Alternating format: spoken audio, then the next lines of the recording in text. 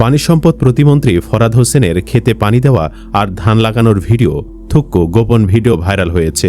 জানা গেছে ওই নারী সম্পর্কে মন্ত্রীর পাতানো বোন। প্রথমে ভিডিওটিকে ফেক বলে অপপ্রচার করা হলো। রিউমার স্ক্যানার বলছে ভিডিওটি ফেক নয়।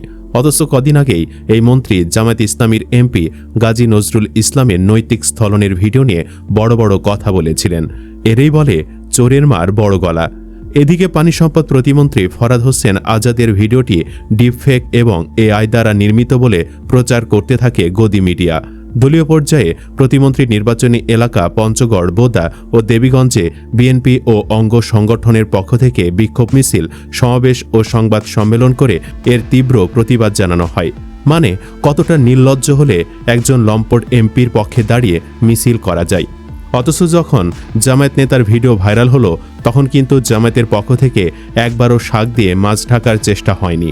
জামায়াত সরাসরি অ্যাকশনে গেছে, সংসদ সদস্যের এমপির পদ বাতিলের আবেদন করেছে।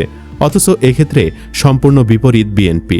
অভিযোগ উঠেছে ওই এমপির বিরুদ্ধে বিএনপি কোনো অ্যাকশন তো নেয়নি, বরং প্রতিমন্ত্রী ফরহাদ হোসেনের অন্তরঙ্গ ভিডিও ইস্যু ধামাচাপা দিতে অহেতুক এনসিপির সঙ্গে একের পর এক ক্যাচাল বাঁধাতে থাকে।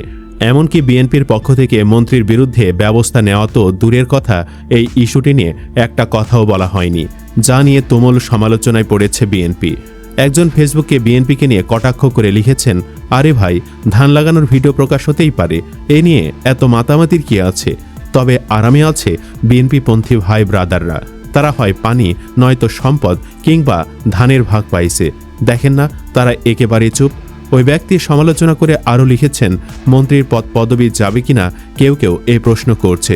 ধুর মিয়া, ধান লাগানো দলের 2 জন এমপির ধানের চারা তোলার ভিডিও ভাইরাল হয়েছিল নির্বাচনের আগে। তারপরও তো দেশের মানুষ তাদের ভোট দিছে। দেশের মানুষের সমস্যা না হলে দলের সমস্যা হবে কেন? দলের সমস্যা না হলে আপনার হবে কেন? চুপ থাকেন। যাই হোক, মজা বাদ দিয়ে সিরিয়াস বিষয় আসি। বাংলাদেশের এই মুহূর্তে সবচেয়ে জনপ্রিয় পত্রিকা আমার দেশ ভিডিওটি প্রকাশের পর 1 ঘন্টা যেতে না যেতেই ভাইরাল ভিডিও সংক্রান্ত সংবাদটি কোনো ব্যাখ্যা ছাড়াই সরিয়ে নিয়েছে। এরপরেই অনেকেই শঙ্কা প্রকাশ করেছেন হয়তো বিএনপির হাইকমান্ড থেকে প্রতিবেদনটি সরিয়ে নিতে চাপ দেওয়া হয়েছে। এখানেই শেষ নয়, প্রতিমন্ত্রী ফরহাদ হোসেন আজাদের ভিডিওটি শেয়ার করায় পঞ্চগড় জেলার 4 নম্বর কাজলদিঘি কালিয়াগঞ্জ ইউনিয়ন জামায়াত ইসলামীর বায়তুল মাল সম্পাদক ও রুকন জনাব ডাক্তার আব্দুল সালামকে বিএনপি নেতাকর্মীরা মব সৃষ্টি করে, এমনকি তার নিজ দোকান থেকে পুলিশ তুলে নিয়ে যায়। পরবর্তীতে তাকে প্রায় 16 ঘন্টা কোনো অভিযোগ প্রমাণিত না হওয়া সত্ত্বেও থানায় আটকে রাখা হয়। একজন মন্ত্রীর নৈতিক স্থলনের ভিডিও ভাইরাল হচ্ছে, অথচ বিএনপি তার বিরুদ্ধে কোনো ব্যবস্থা নিচ্ছে না। শুধু তাই নয়, এই ভিডিও নিয়ে কথা বললে হামলা মামলাও করা হচ্ছে। পূর্বে এই ধরনের কাজ করত আওয়ামী লীগ। বিএনপির এমন কর্মকাণ্ডে দেশব্যাপী দলটির প্রতি তীব্র অসন্তোষ দেখা দিয়েছে। এদিকে অনুসন্ধানে উঠে আসছে একের পর এক চাঞ্চল্যকর তথ্য। মন্ত্রীর একটি 20 সেকেন্ডের শব্দহীন ভিডিওর পাশাপাশি কয়েকটি স্ক্রিনশটও ফাঁস হয়েছে।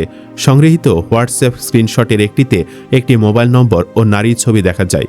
ওই নম্বরে সচল বিকাশ অ্যাকাউন্টের সূত্র ধরে জানা যায় সেটি পঞ্চগড়ের বোদা উপজেলার পাঁচপীর ইউনিয়নের এক তরুণীর। কাকতালীয়ভাবে এটি প্রতিমন্ত্রী ফরহাদ হোসেন আজাদেরও নিজ গ্রাম। তরুণীর সঙ্গে যোগাযোগ করা হলে তিনি ছবিতে থাকা নারীটি নিজের বলে স্বীকার করলেও এটি কিভাবে ছড়ালো তা জানেন না বলে জানান। স্থানীয় সূত্রে জানা যায়, শৈশবে পিতৃহারা এ তরুণীর পড়াশোনার ব্যয়ভার বহন করতেন স্বয়ং প্রতিমন্ত্রী। ভিডিওতে থাকা নারী ফরহাদ হোসেন আজাদকে ভাইয়া এবং প্রতিমন্ত্রী তাকে দিদি বলে সম্বোধন করতেন। প্রতিবেদন তৈরির প্রক্রিয়ার মধ্যেই ঘটনার নতুন মোড় ঘোরে।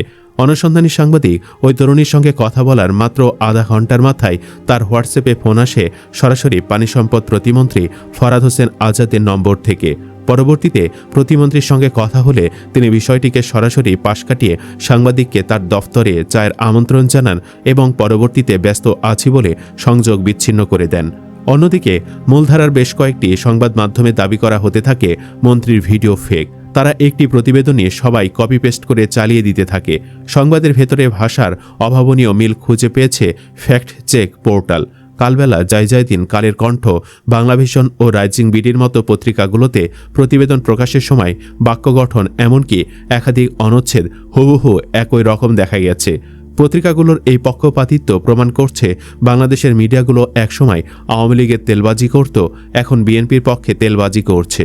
সবচেয়ে অবাক করেছে তারেক রহমানের অবস্থান, তিনিও এ বিষয়ে কোনো পদক্ষেপ নিচ্ছেন না।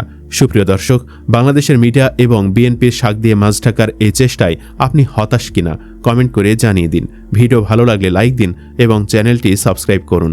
ধন্যবাদ।